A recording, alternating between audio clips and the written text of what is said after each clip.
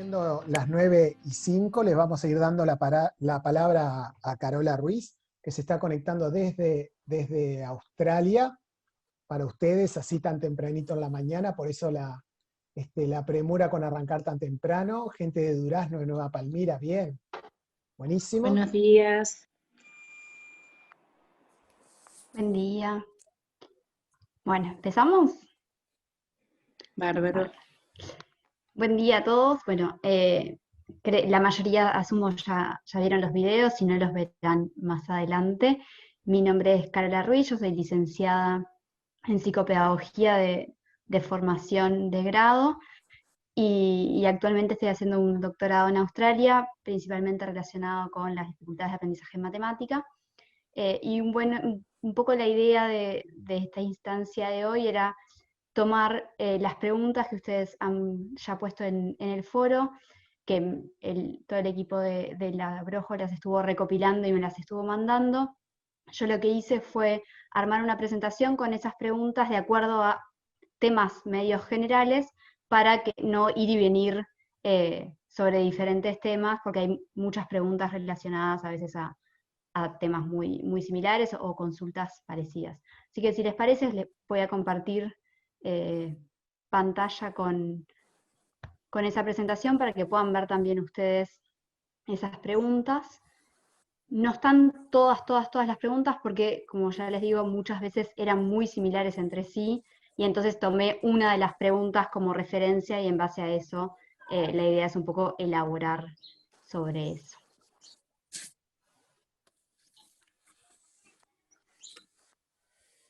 ¿Estoy compartiendo pantalla bien? ¿Se ve todo? Sí, perfecto. Bien.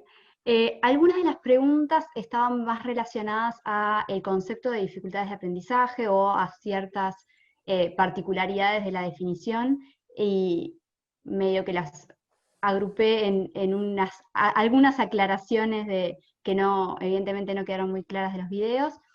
Primero, una de las preguntas era, ¿se puede dejar de tener dificultades en el aprendizaje? Y esta pregunta apareció 2 o 3 veces, y no se puede dejar de tener dificultades en el aprendizaje. Lo que sí se puede es generar estrategias o mecanismos que hagan que los procesos de aprendizaje mejoren significativamente y la persona pueda tener un desempeño muy bueno y pueda lograr lo que se proponga desde el punto de vista ya sea educativo como laboral, pero no se deja de tener la dificultad de aprendizaje, no se va, digamos.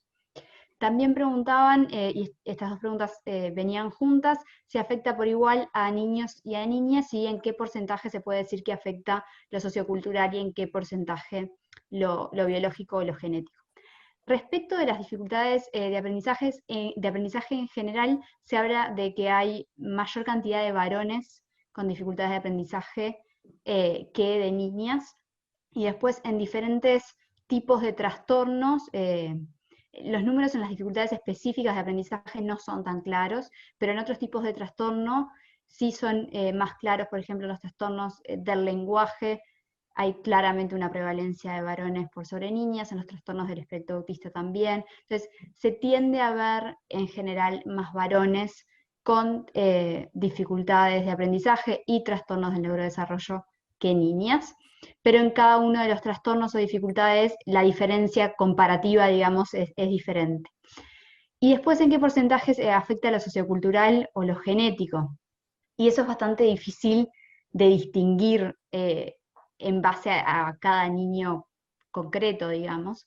Lo que sí sabemos es que no hay nada ambiental que genere la dificultad de aprendizaje. No es que el niño se exponga a algo desde el punto de vista ambiental que cause la dificultad específica de aprendizaje. Sí sabemos que en general tienen un componente genético muy fuerte y tienen una gran heredabilidad.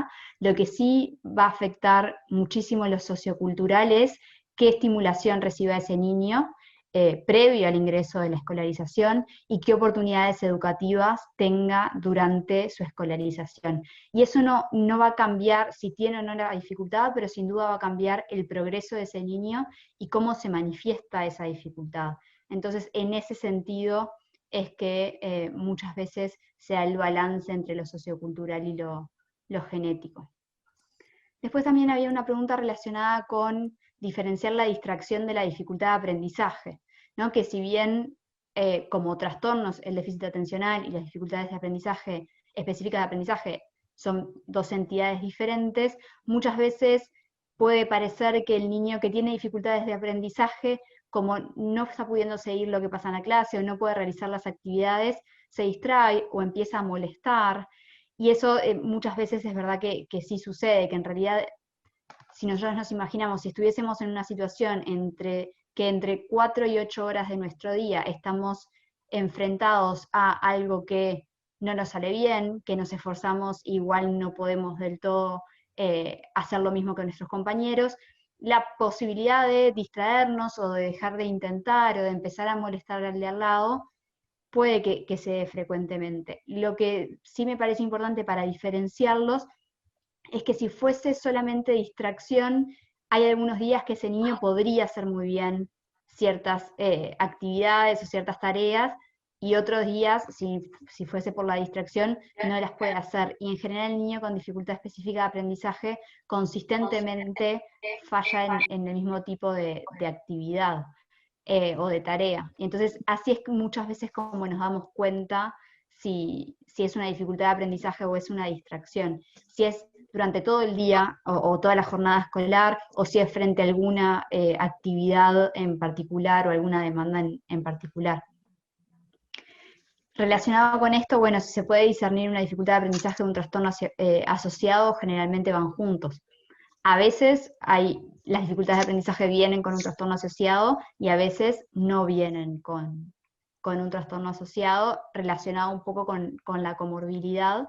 Y para poder diferenciarlo en sí hay que ver, bueno, en qué falla este niño, por qué o en qué circunstancias se da esta dificultad, y si puede haber situaciones en las cuales veo manifestado un trastorno y no el otro, o si podría uno explicar el otro.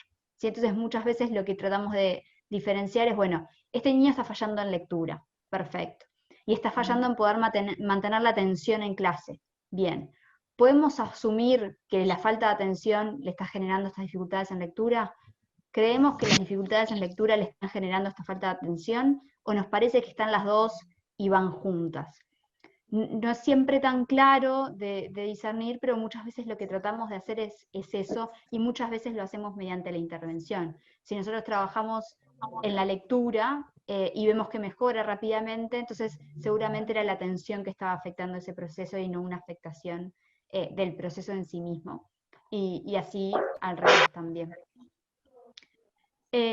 Había varias preguntas relacionadas a el término consistencia que aparece en el primer video, la consistencia en las tareas que fallan.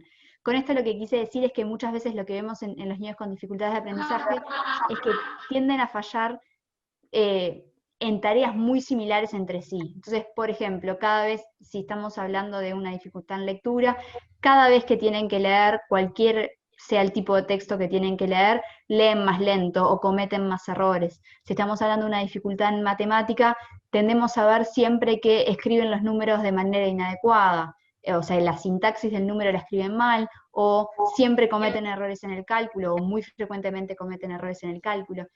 A eso me refería con la consistencia de la tarea, las tareas en las que fallan. Es posible revertir algunas de las dificultades utilizando un modelo didáctico o modalidad de aprendizaje de enseñanza adecuada. No es posible revertir la dificultad de aprendizaje. Sin duda sí es posible hacer que la experiencia de aprendizaje sea mejor mediante un modelo didáctico o de enseñanza más adecuado a las características de ese niño, y eso puede tener un impacto enorme en el progreso que tenga el niño en esas habilidades particularmente, pero también en la experiencia de aprendizaje que tenga ese niño, y si es una experiencia de continuo fracaso o si es una experiencia de que con esfuerzo va pudiendo superar las distintas dificultades que se le presentan, o los obstáculos o tareas que le presentamos en el aula. Entonces, si bien la enseñanza, por excelente que sea, no revierte la dificultad, sí puede hacer una diferencia enorme a la vivencia de ese niño respecto de su dificultad y también al progreso que pueda llegar a tener. Y la última pregunta relacionada con esto de aclaraciones, es que uno de ustedes planteaba que le parece muy importante que se destaque el hecho de que a veces un estudiante que presenta algunas dificultades no siempre tiene una dificultad específica de aprendizaje, y eso totalmente es así. O sea, no todo estudiante que está fallando, que está teniendo un bajo desempeño, va a tener una dificultad específica de aprendizaje. Lo que sí quería aclarar es más que nada esta segunda parte que dice, es bueno tenerlo en cuenta ya que a veces se le diagnostica un trastorno de aprendizaje y a veces se medica. La aclaración con esto es que las dificultades específicas de aprendizaje no se medican nunca y en ningún caso.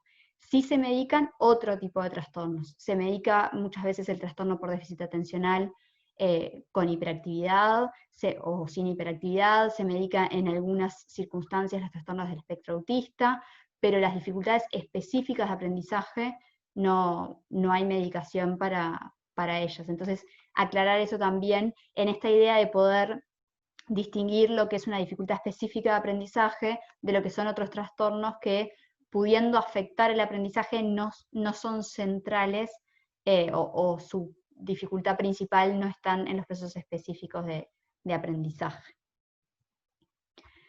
Había otras preguntas que planteaban un poco, bueno, cuáles son los efectos de tener una dificultad de aprendizaje, ¿no? Entonces, una de las preguntas decía, bueno, ¿cómo afectan las dificultades en la construcción de la subjetividad del niño, en su autoestima? Y eso es algo que es bien importante tenerlo en cuenta. Yo cuando estaba haciendo la carrera, una de las docentes de la carrera nos planteó que a veces hay que tener en cuenta que el niño con dificultad de aprendizaje está todas sus horas de escolarización enfrentado a una situación que le cuesta, ¿sí? Que muchas veces no sabe cómo resolver a pesar del esfuerzo que haga. Que no quiere decir que no puede salir de esa situación, pero que durante un buen tiempo sí puede sentir que cada intento no tiene el logro que su esfuerzo ameritaría. Y entonces también creo que es importante, si bien no negar la dificultad para nada, pero sí dar oportunidades de éxito en otro tipo de tareas o de demostrar las capacidades que ese niño tiene, que sin duda las tiene, mediante actividades o tareas que no exijan los procesos que están afectados por esas dificultades, para facilitar y ayudar a esta creación de una autoestima un poco más positivo, ¿no? No negando la existencia de la dificultad, porque eso tampoco va a ayudar, pero sí teniendo la experiencia de fracaso, pero también las experiencias de éxito. Si se toman en cuenta las dificultades de aprendizaje en la educación terciaria, preguntaban, había un par de preguntas de eso, depende mucho de a qué institución vaya el alumno.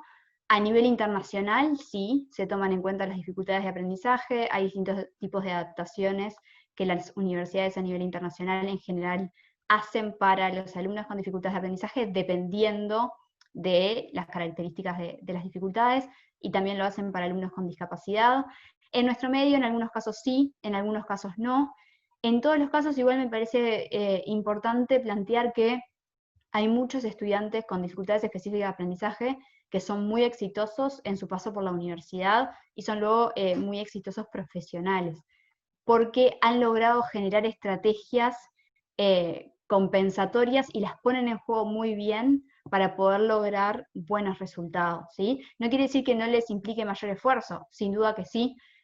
Varios colegas en la universidad en la que estaba, en la Universidad Católica, donde trabajaba antes de venir para acá, en realidad tienen dificultades específicas de aprendizaje, y sus cuentos del paso por la universidad y también sus relatos del día a día trabajando implican leer mails 5 veces antes de mandarlos, implican a veces estar en situaciones poco cómodas cuando en algún mail alguna falta de ortografía se pasó, no la anotaron y la mandaron igual. Pasan esas cosas, pero en realidad son profesionales que pudieron terminar su carrera, que hicieron estudios de maestría en muchos casos, de doctorado en muchos casos también, que son docentes universitarios y que perfectamente han logrado tener una buena vida profesional. Lo mismo con psicopedagogas, que también colegas que han tenido dificultades específicas de aprendizaje. Una tercera pregunta planteaba, ¿se pueden lograr cambios o ayudar si el estudiante no tiene el apoyo de la familia? ni el diagnóstico o intervención de un profesional, sí se puede. ¿Es ideal? No. Está lejos de ser ideal no tener el apoyo de la familia y no poder recibir los apoyos de los profesionales que corresponda. Pero todo esfuerzo que se haga desde el sistema educativo, que sin duda no es fácil hacerlo tampoco, siempre va a ser mejor que no hacer ese esfuerzo o no hacer esas modificaciones o no poner en el centro del pienso, ver, bueno, para este alumno qué puede funcionar mejor o no. Entonces, sí, a pesar de a veces no tener los apoyos o el acompañamiento que uno esperaría, sin dudas igual siempre vale la pena ese esfuerzo. Varias preguntas también estaban relacionadas con dentro del aula cuándo nos damos cuenta de que podría llegar a haber una dificultad y qué hacemos, cómo derivamos, cuándo derivamos. Una de las preguntas planteaba si se puede derivar antes de ingresar a primaria para tratamiento psicopedagógico. Y con esto, a ver, si bien en el video planteaba, y lo sigo planteando, que las dificultades específicas de aprendizaje no se pueden visualizar del todo hasta el comienzo de primaria, sí hay muchas otras razones por las cuales un niño puede llegar a necesitar tratamiento psicopedagógico. La dificultad específica de aprendizaje no es lo único que a un niño le puede suceder que afecte su aprendizaje, y las dificultades específicas de aprendizaje no es lo único con lo que trabajamos las psicopedagogas. Entonces, perfectamente se puede derivar, y principalmente para tratamiento a un niño temprano, cuando vemos que hay alguno de los procesos cognitivos, ya sea generales o específicos, que vemos que no se está desarrollando como debería. Y eso lo que tiene de positivo es que cuando ese niño recibe ese tratamiento, esa intervención, lo más temprano posible, la efectividad de ese tratamiento siempre es mayor que si se da más adelante durante su desarrollo. Y también que para el momento en el cual lo podemos evaluar, ya tenemos mucha más información de cómo ha respondido ese niño a esa intervención, que guía también en muchos casos la evaluación o el diagnóstico. Entonces, sin duda que se puede hacer la derivación. Esto no quiere decir que cada niño de 4 años que no aprenda las letras va a tratamiento psicopedagógico, para nada, pero que sí hay razones por las cuales un niño en educación inicial puede necesitar tratamiento psicopedagógico, sin duda que sí. Otra pregunta planteaba, bueno, un factor de riesgo, una posible dificultad de aprendizaje, es muy difícil que sea detectado en el primer grado por docentes, y esto venía relacionado que yo en el video les planteaba que las características de los niños con dificultades de aprendizaje son muchas veces aquellas cosas que vemos como normales, como parte del proceso, en etapas anteriores. Entonces creo que sí, sin duda se pueden detectar ciertos signos de posibles dificultades en primer año de primaria por los docentes, siempre comparando a, bueno, ¿qué es lo que yo esperaría para el grado en el que está este niño? Entonces, en primero, porque el niño no lea de manera fluida, yo claramente no voy a decir que tiene una dificultad de aprendizaje, pero si veo que un niño que le está costando mucho más, por ejemplo, aprender la relación entre la letra y el sonido, o hacer el ensamblaje fonológico frente a la lectura de palabras, ahí ya puedo ir viendo indicadores significativos de lo que puede llegar a ser una dificultad específica de aprendizaje. Entonces, se pueden ver indicadores, sin duda, desde el principio, y muchas veces lo que hacemos es los miramos con mucha más atención en esa primera etapa del aprendizaje de primaria, y después a partir de tal vez mitad de año de primero, bueno, dependiendo de cada caso se decide si amerita derivar o no derivar, y obviamente cuáles sean las condiciones de acceso a los diferentes servicios. Pero sí se pueden empezar a identificar dificultades cuando los niños están en el principio de ese proceso de adquisición. Otra pregunta planteaba, en un contexto, por ejemplo, de un niño de segundo que ha repetido en más de una ocasión, la omisión de letras o la falta de decodificación, si esto implica un indicador de dificultad específica de aprendizaje o si implica una discapacidad intelectual. Y esto claramente depende del caso. A ver, si lo único que veo es omisión de letras y dificultades en la decodificación y todo el resto de las habilidades y el funcionamiento de ese niño es completamente normal, probablemente implique más una dificultad específica de aprendizaje que una discapacidad intelectual. Ahora sí, la omisión de letras y la falta de capacidad de codificación viene acompañada de un montón de otros indicadores de bajo desarrollo del lenguaje, de bajo pensamiento lógico, de bajo nivel de adaptación. Bueno, ahí probablemente pueda ser indicador de dificultades más serias o de discapacidad más seria que solo una dificultad específica de aprendizaje.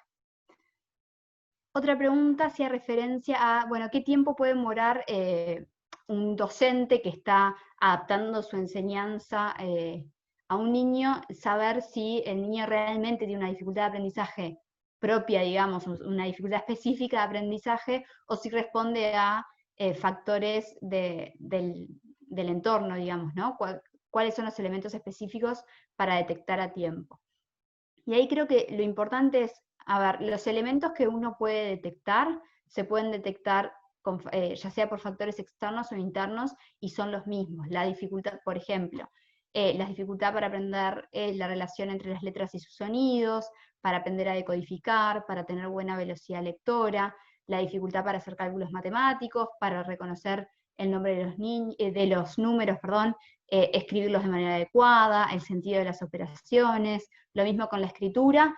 Todo eso puede deberse a factores externos o internos. Lo que sí es poco probable es que cuando las dificultades son generadas por factores externos, usualmente son dificultades más genéricas a todo el desempeño de ese niño. Entonces, usualmente vemos que le cuestan varios tipos de actividades las que hacemos en la escuela, y no se distingue tanto entre si le cuesta lectura, si le cuesta escritura, si le cuesta matemática, y si le cuestan además otras áreas como puede ser ciencias sociales o naturales. Porque cuando el aprendizaje viene afectado por factores externos, que puede ser una falta de estimulación, puede ser baja nutrición, muchos otros factores, en realidad tiene un efecto, suele tener un efecto mucho más abarcativo que una dificultad específica de aprendizaje que tiende a estar centralizada principalmente en un proceso y no afectar todo el desempeño de ese niño. Otra de las preguntas planteaba qué observaciones se pueden hacer en nivel inicial respecto de las dificultades de aprendizaje, si bien aclara quien pregunta que es claro que los sistemas son los de escritura, lectura y la numeración. Creo que un factor importante a detectar en educación inicial, y que hablábamos un poco en el video, es todo lo que está relacionado con la conciencia fonológica para lo que es la lectura y la escritura. O sea, si hay dificultades en el trabajo sistemático, o sea, si frente al trabajo sistemático de conciencia fonológica, los niños tienen dificultades para hacer tareas de rima, de omisión de sonidos, de, por ejemplo, sustitución de un sonido por otro, de separación en sílabas, y todo ese tipo de actividades que cuando se trabajan sistemáticamente dan un gran apoyo para la adquisición más tardía de los procesos de lectura y escritura. Otra cosa, y muy relacionada con la primera pregunta de este grupo, es, si bien los videos y este módulo en particular es de dificultad específica de aprendizaje, nuevamente no es lo único que puede afectar a un niño. Entonces, desde educación inicial también tenemos que estar mirando, por ejemplo, cómo es el lenguaje oral de ese niño. Primero, si tiene intención de comunicarse, cómo se comunica, cómo es su vocabulario, cómo es la formación de oraciones en caso de que tenga la edad suficiente como para formar oraciones, cómo es su interacción con sus compañeros. Hay un montón de otros procesos generales que son previos al aprendizaje de la lectura, la escritura y de lo que refiere a la numeración, que si bien no están relacionados necesariamente con una dificultad específica de aprendizaje, sí son esenciales para el desarrollo cognitivo de ese niño, y en ese sentido los docentes son actores fundamentales para hacer esa observación, porque tienen un montón de compañeros alrededor que les permiten también ver si un niño tiene un desarrollo del lenguaje mucho mejor que otros compañeros, o si realmente viene mucho más retrasado ese desarrollo del lenguaje y por qué puede llegar a ser que en muchas circunstancias los padres no lo pueden ver porque simplemente no saben, bueno, qué sería lo esperable para un determinado momento del desarrollo, y cuando los docentes tienen mucho conocimiento en ese sentido.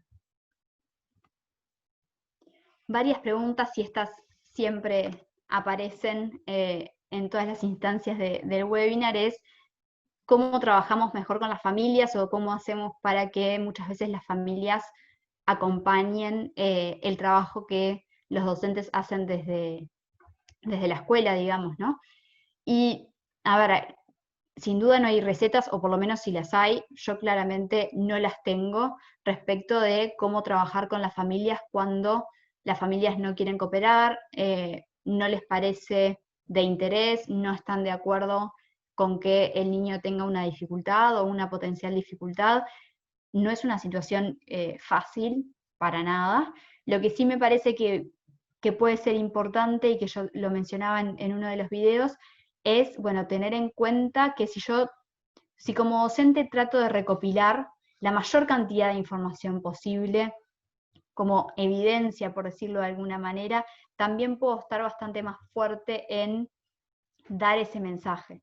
Buscar también refuerzos en otros actores de la institución educativa para que puedan reforzar esta idea cuando, por una razón o por otra, en el momento de reunirnos con un padre o una madre, tenemos que decirles, bueno, nos parece que María puede llegar a tener una dificultad de aprendizaje porque esto y esto.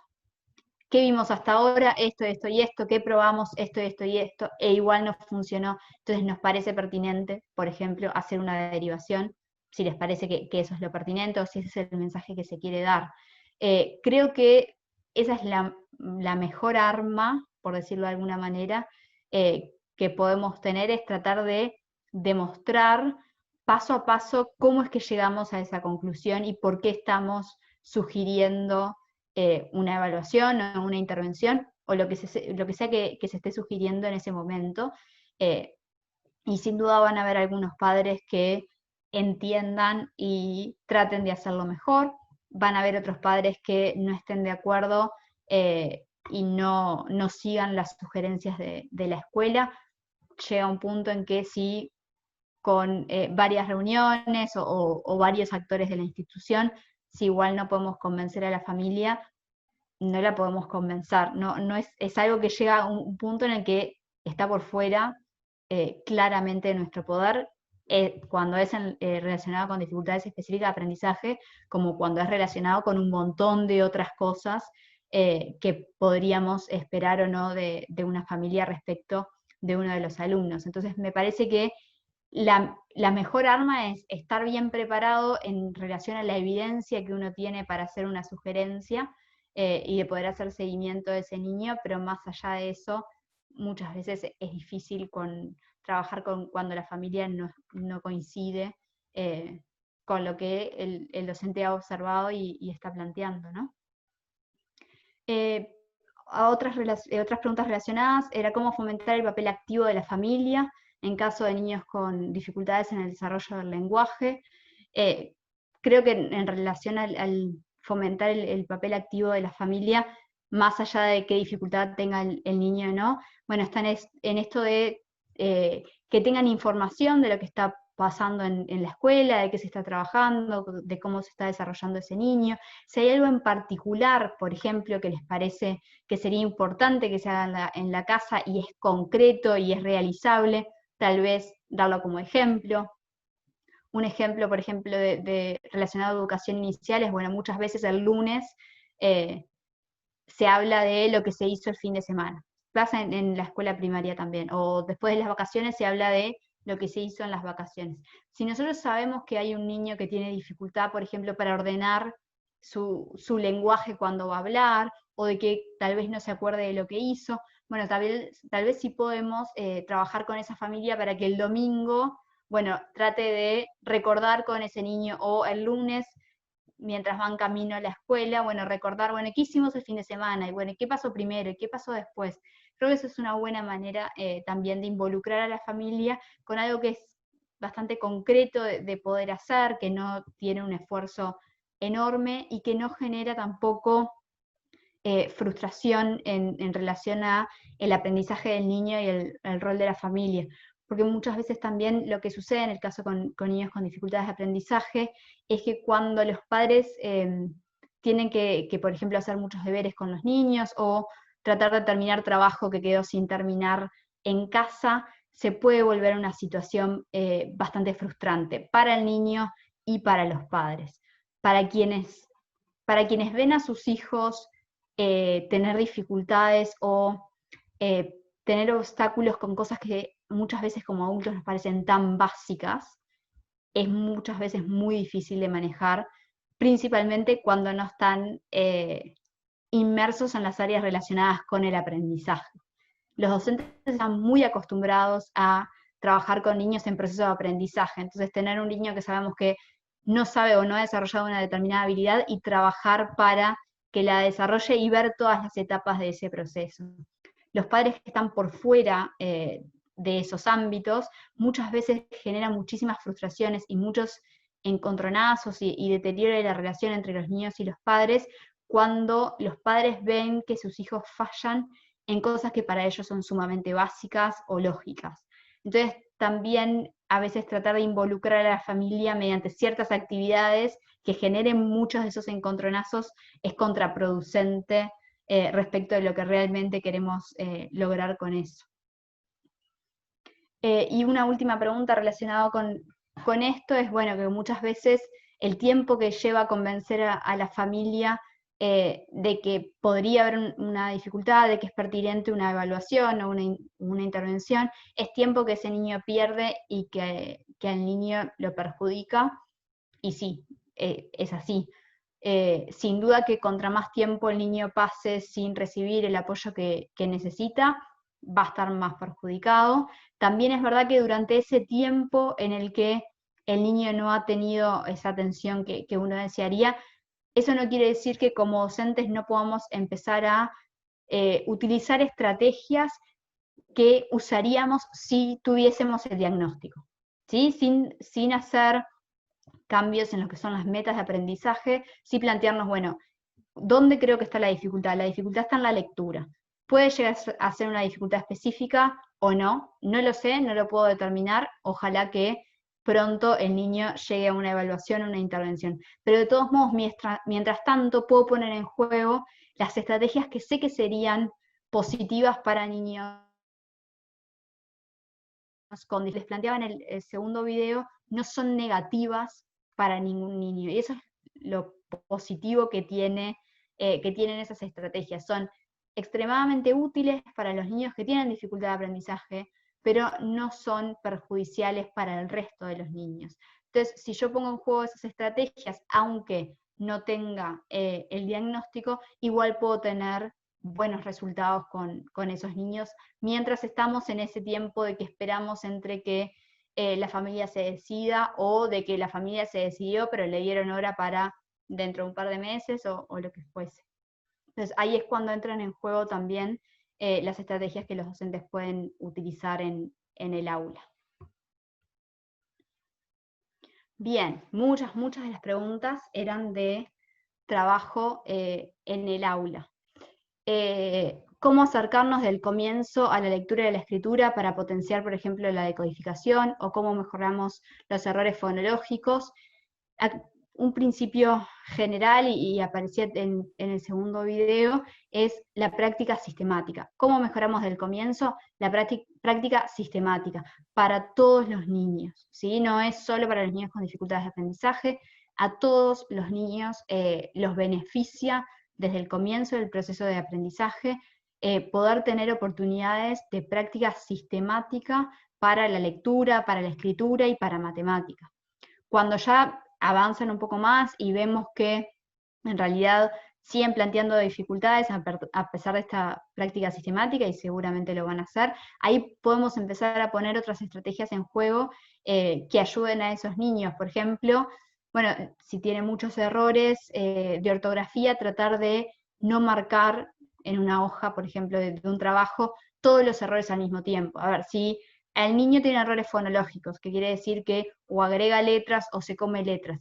Además le faltan las H's y además se confunde la B larga con la B corta. Bueno, primero me tengo que focalizar en que trabaje los errores fonológicos. Cuando eso esté consolidado, después puedo pasar a la H, la B larga o la B corta. Porque si no, imagínense que ese niño hace el trabajo, vuelve ese trabajo con todos esos tipos de errores diferentes. En realidad lee una vez cada uno y siguió para adelante y no quedó ninguno trabajado de manera sistemática. Entonces, si yo puedo elegir cierto grupo de errores, ¿no? Desde los más graves, por decirlo de alguna manera, hacia los menos graves, bueno, y trabajar primero ese grupo de errores, eso va a ayudar que ese niño tenga más práctica con un grupo particular de errores, lo que hace que esa práctica sea más sistemática y pueda consolidar mejor ese aprendizaje. Y cuando eso está más o menos logrado, entonces puedo pasar a trabajar otro grupo de errores, pero no puedo trabajarlos todos al mismo tiempo, porque primero no va a ser efectivo y segundo, no va a terminar trabajando ninguno demasiado, ¿sí? ¿Qué características o tipo de texto recomiendan para abordar las dificultades en lectura? Creo que una característica importante de los textos es que estén muchas veces separados, ¿sí? Que no sean mucho texto todo junto en el que no haya párrafos claros, por ejemplo. A veces hay que acortar los textos para niños con dificultades de aprendizaje para que puedan hacer una tarea en un tiempo más o menos prudente. No puedo ponerle muchas veces en la misma longitud del texto a un niño con dificultades en lectura que no, pero más allá de eso, si por ejemplo además está afectada la comprensión, bueno, si puedo poner en negrita o subrayar de alguna manera palabras que sean centrales para su comprensión, o subtítulos para los párrafos, o imágenes que acompañen el texto, todo eso puede ser de mucha utilidad. Ante una dificultad de lectura y escritura, es conveniente trabajar primero con la palabra o con la sílaba y luego la palabra. Bueno, depende mucho de la edad del niño. Evolutivamente empezamos primero con la sílaba y después con la palabra en lo que refiere al trabajo, por ejemplo, de conciencia fonológica o de lectura. Después llega un punto en el cual tenemos que incorporar esas sílabas en palabras, ¿no? Y desde que empezamos en sí el aprendizaje formal de la lectura, tratamos de hacerlo usualmente con palabras. Muchas veces utilizamos palabras muy cortas, de estructura silábica simple, consonante vocal, papá, mamá, casa, ¿sí? Son simplemente 2 sílabas, pero que tienen un sentido. Entonces el niño cuando termina de leer y dice la palabra que ahí dice, puede reconocer si esa palabra existe o no existe, tiene un significado. Si el niño únicamente lee sílabas, no tiene manera de saber si está bien o está mal respecto del significado, y no puede asociarlo a algo que sea significativo, digamos.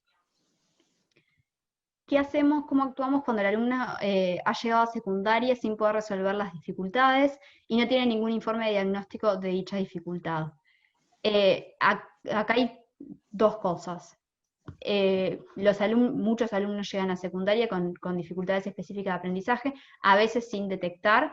Si el grupo docente en secundaria plantea que puede haber una dificultad específica de aprendizaje que no ha sido detectada hasta el momento, perfectamente en secundaria se puede hacer una derivación si se cree que eso es lo pertinente. Si ya tuvo, por ejemplo, una evaluación, pero es muy vieja, de principio de primaria, y ese informe no llega, pero nos cuentan que tuvo cierta dificultad, bueno, ahí sí tenemos la información de la dificultad y no parece pertinente hacer una derivación, podemos trabajar como haciendo o siguiendo estos principios de adaptaciones de tareas del largo de los textos, del tiempo de las tareas, del tipo de tarea que se presenta para la evaluación, o la variedad de tareas que se presenta para la evaluación, como si tuviésemos el informe, digamos, o como si tuviésemos la confirmación. ¿Cómo podemos abordar una dificultad de escritura en alumnos de secundaria cuando tenemos varios alumnos en el mismo grupo? En primaria y en secundaria, sin duda no es fácil, y varias preguntas o comentarios también estaban relacionados a eso. Hay muchos niños y todos sabemos que sería genial poder hacer lo mejor para todos al mismo tiempo, pero muchas veces se hace difícil, sin duda que es así. No hay razón ninguna para descreer de eso. Sí creo que muchas veces lo que es positivo es que todo el esfuerzo que en cierto momento se hace pensando, planificando o preparando actividades para un alumno o para otro en un año, todo eso tiene que quedar guardado en algún lado y con el tiempo puedo hacer uso de todos esos materiales nuevamente, que si bien no van a haber 2 alumnos que sean exactamente iguales, sí pueden haber muchas estrategias o muchas actividades o muchas adaptaciones que uno haga un año para un alumno que puedan servir para más de un alumno, ya sea en ese mismo año o en años siguientes. Entonces, si bien hay mucha inversión de tiempo y esfuerzo, al principio luego se hace menor en la medida que también uno va aprendiendo de hice esto y refuncionó, hice esta otra actividad y no funcionó para nada, entonces ya la próxima, este tipo de actividad sé que ya no lo vuelvo a hacer, entonces creo que eso también es importante. En relación a la escritura, bueno, para alumnos de secundaria creo que puede ser muy útil poder plantearles como un registro o una guía de, por ejemplo, cómo escribir.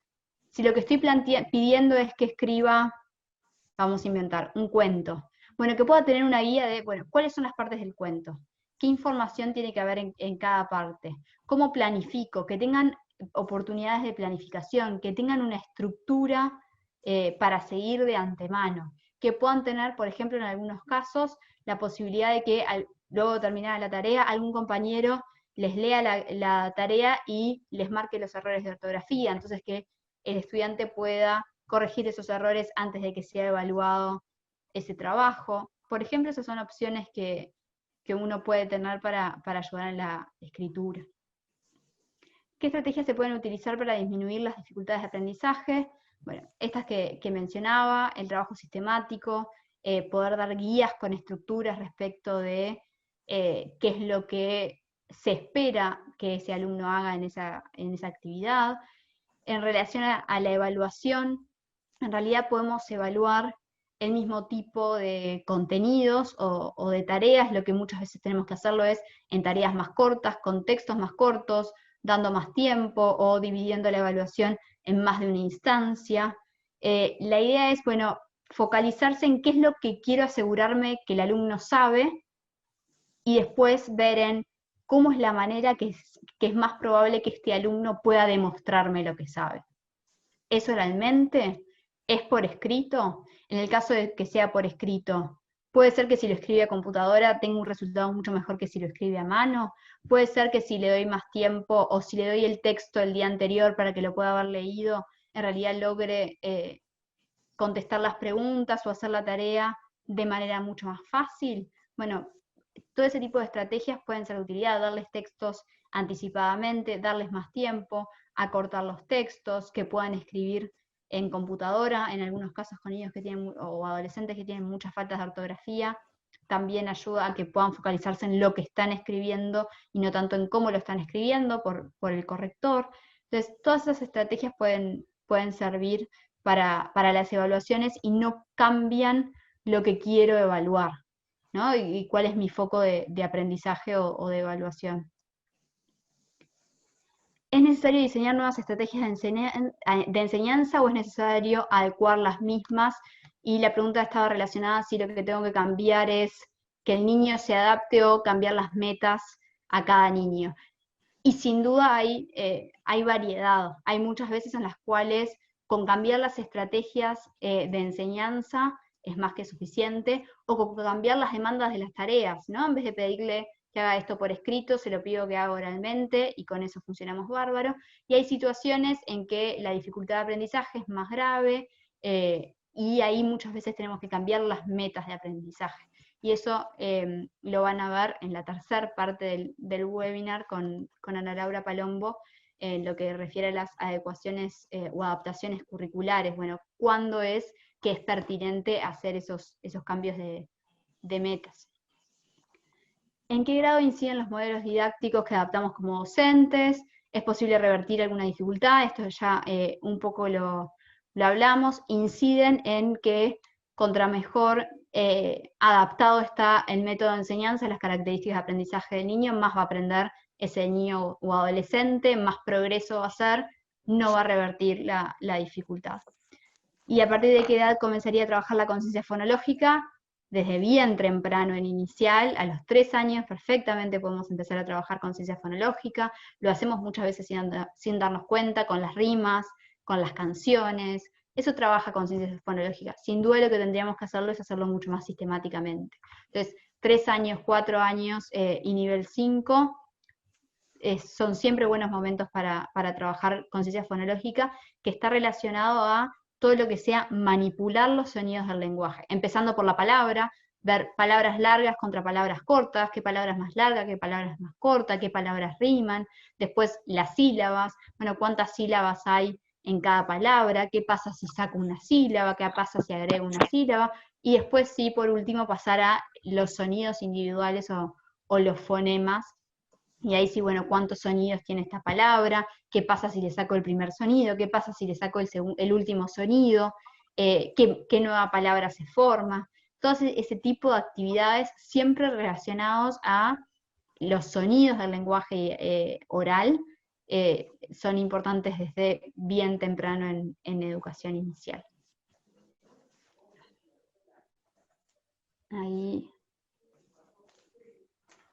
Esas eran un poco las preguntas generales que había respecto de los videos. Había otras preguntas más específicas de otros tipos de trastornos, que no sé si quieren retomarlas ahora o quieren retomar estas preguntas. No sé qué apareció en el chat porque no lo podía mirar Sí, mientras. Carola, aparecieron varias preguntas y nos organizamos. No sé si vos querés ir a lo otro que estabas diciendo recién de consultas o querés que comencemos con el chat.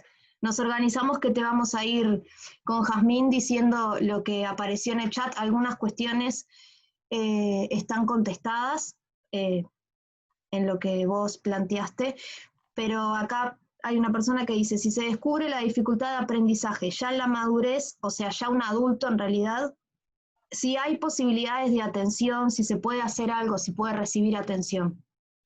Sí, se puede. Hay adultos que reciben intervención psicopedagógica, no es lo más común, principalmente porque si a esta altura, si la dificultad se reconoció recién en la adultez, es porque esa persona en general ha logrado generar estrategias compensatorias bastante buenas, ¿sí? Hasta ese momento. Entonces, muchas veces, mucha gente quiere saber, porque quiere entender por qué le pasa lo que le ha pasado, pero muchas veces no necesariamente la intervención psicopedagógica es lo mejor, digamos. Sí pasa frecuentemente que estudiantes universitarios reciben apoyo psicopedagógico o van a psicopedagogo para poder generar estrategias más eficientes en el estudio, que hasta ahora o han recibido apoyo psicopedagógico antes en algunos casos, en otros casos es recién en la universidad donde se notan esas dificultades. Entonces,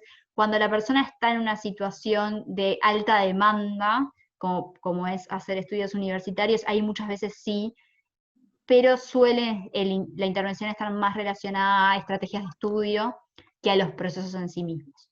En general, ¿no? En algunos casos hay trabajo individualizado, pero sí se puede y no es inusual, digamos. Bien. Carola, otras consultas. Bueno, en realidad en el chat hay pila de comentarios agradeciendo, diciendo que es muy claro, que es muy interesante. Después tú los leerás, pero también hay muchos de esos comentarios y varias preguntas. Aquí una pregunta de Liliana que dice, el pensar en trayectorias educativas en centros especializados y no en la inclusión en escuelas y liceos, ¿no tendría un efecto negativo en los niños y adolescentes? Mi pregunta va en relación a algunas propuestas que se escuchan hoy de ciertas autoridades en la educación.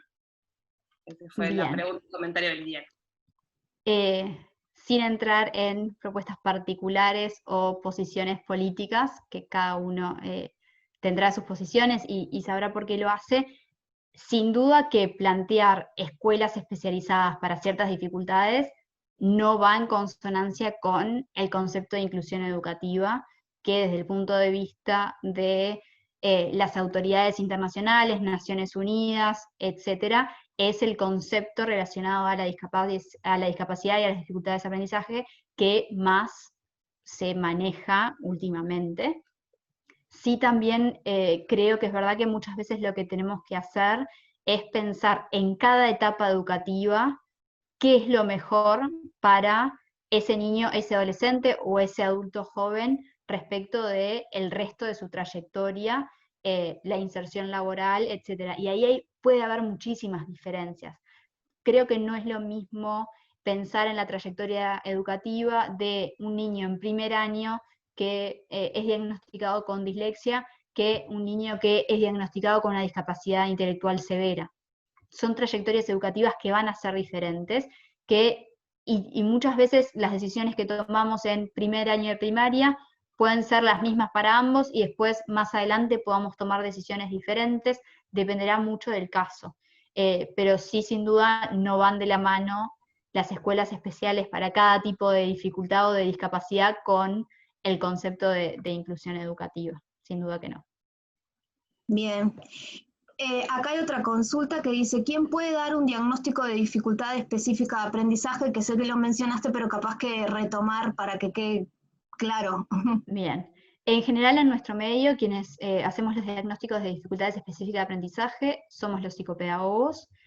Previo a la existencia de la psicopedagogía en Uruguay, que es una disciplina relativamente nueva, han habido psicólogos que se han especializado en el área y hacen diagnósticos de dificultades específicas de aprendizaje, y en algunas ocasiones también hay maestras con especialización en dificultades específicas de aprendizaje que hacen diagnósticos de dificultades específicas de aprendizaje. La realidad es que no hay ningún tipo de lineamiento legal respecto de los diagnósticos de dificultades específicas de aprendizaje en nuestro medio, ni ningún tipo de contralor del trabajo ni de los diagnósticos. Entonces muchas veces es un poco amplio quién termina haciendo el diagnóstico o cómo se hacen los diagnósticos, porque no existe ese contexto. Sí, la realidad es que la profesión que se dedica casi exclusivamente a eso es la psicopedagogía, que obviamente también trabaja con otros tipos de trastornos, no solo con dificultades específicas de aprendizaje, pero en la realidad también hay otros profesionales que hacen diagnóstico e intervención. Bien. Después hay varios comentarios y algunas preguntas sobre esto, que la relación de la familia y la escuela, ¿no? Que en realidad vos ya me parece que ya te extendiste en eso y fuiste contestando esas preguntas, pero fueron surgiendo. Paso a otra un poquito más adelante, que decía que como madre de un niño con dificultades de aprendizaje, me han sugerido la repetición llegado el momento. ¿Esto lo ayudaría? ¿Es benéfico? Ahí yo creo que depende.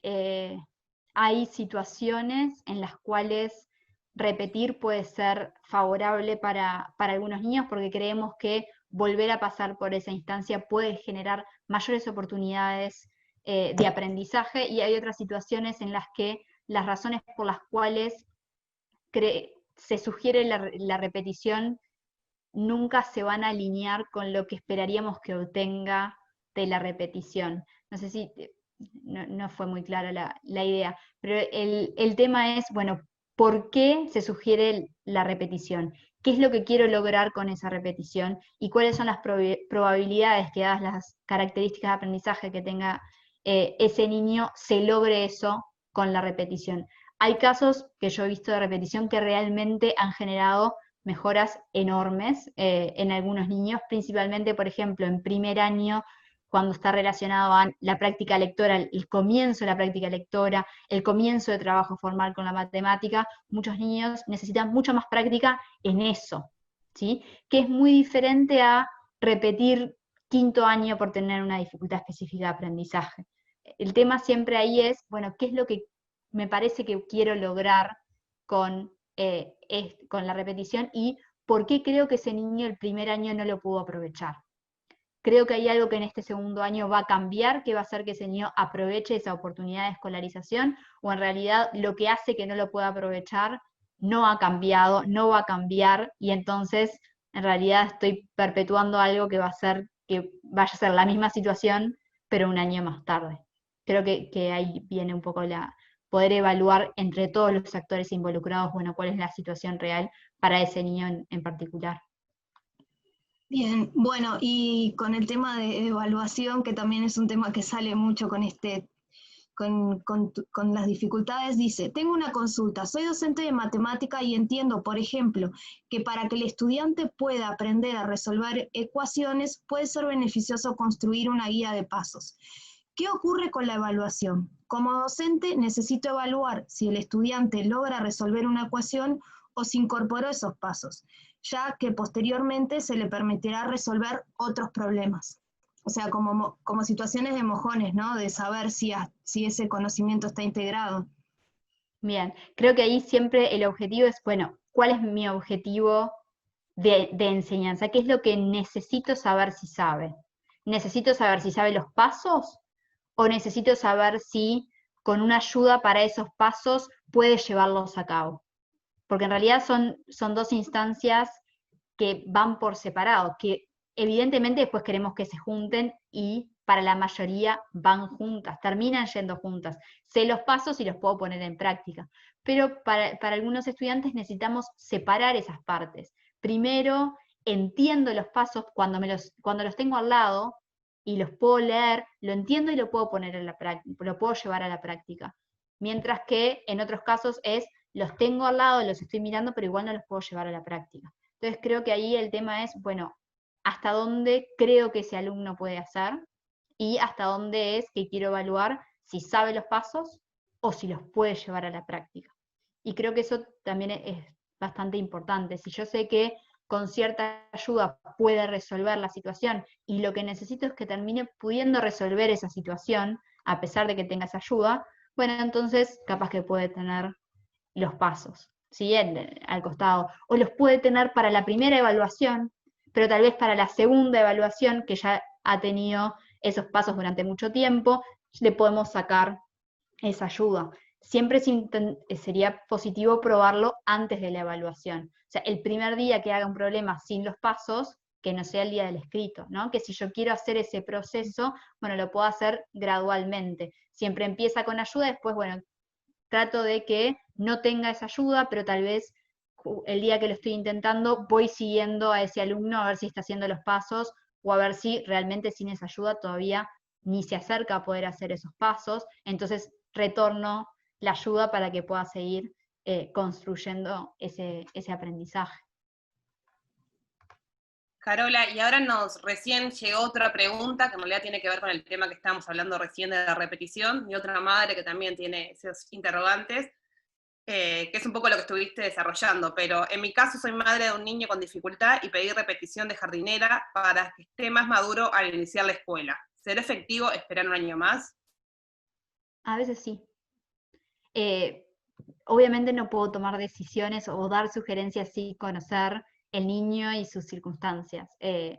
Muchas veces es efectivo esperar un año más, no por esperarlo, no por él ya va a madurar, sino, bueno, capaz que necesitaba más estimulación en esta edad temprana. Y no, con esto no quiere decir que le haya faltado la estimulación, sino que dadas sus características no pudo aprovechar en ese momento toda esa estimulación que sí recibió, y si lo hace en 2 años, sí la va a poder aprovechar. Creo que muchas veces cuando estamos hablando de los primeros años, ya sea de educación inicial como de primaria, hay ciertos procesos que necesitan un tiempo para su adquisición, para algunos niños mucho más tiempo que para otros. Y cuando esa enseñanza está más focalizada en los procesos, que es educación inicial y los primeros años de primaria, es más probable, simplemente probable, no es una regla para nada, de que sea más beneficiosa una repetición que permita mayor práctica de esos procesos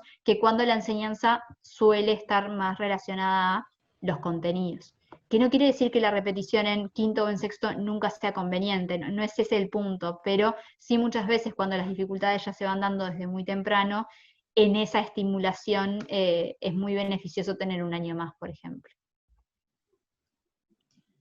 Bueno, Carola, en el chat hay muchos agradecimientos, igual que en los foros del webinar que transitamos contigo en este primer módulo, mucha claridad. no sé, cerramos por acá, que no hay más consultas específicas, creo que fuiste muy clara también, y Gastón va a cerrar la actividad. Gracias, No, Carola. Gracias, y Carola. Gracias. muy interesante las reflexiones, ¿no? Y los intercambios que se van dando en esto de que, bueno, es fundamental trabajar junto con la familia, es fundamental buscar otros apoyos. Quizás alguno de los participantes haya estado en algunas instancias que tuvimos con Carmen Castellano, ¿sí? Que ella planteaba, bueno, esta situación de que el ser padre, el ser madre, también se da en la situación de la mirada del niño, ¿no? Eso de encontrarse con el niño, con tu hijo, ¿no? Y muchas veces lo que sucede es que en ese proceso también cuando como madre o como padre te das cuenta de que tu niño hay algunas cosas que necesita otro tiempo o no te responde a la mirada o hay aspectos del habla que precisan otros tiempos o de la escritura, genera también como mucha frustración o mucha dificultad al momento de poder trabajarlo eso. Y es fundamental también en eso como docentes plantearnos como aliados de estos padres, ¿no? De trabajar fuertemente como ese proceso y poder acompañar el trabajo y la estimulación que requiere poder fomentar algunas áreas del aprendizaje. Comentarles a los participantes algunas cosas, esto para que aprovechando estas instancias que nos armamos más sincrónicas del funcionamiento del curso, ¿no? Esto de que vamos a ir trabajando una semana por cada tema y que al finalizar cerramos con la presentación de los expositores y que si hay, bueno, alguna dificultad más técnica nos van avisando, dejábamos por ahí el teléfono. Pero dejamos la palabra a Carola y si algún participante quiere hacer algún comentario, también puede prender por allí el micrófono.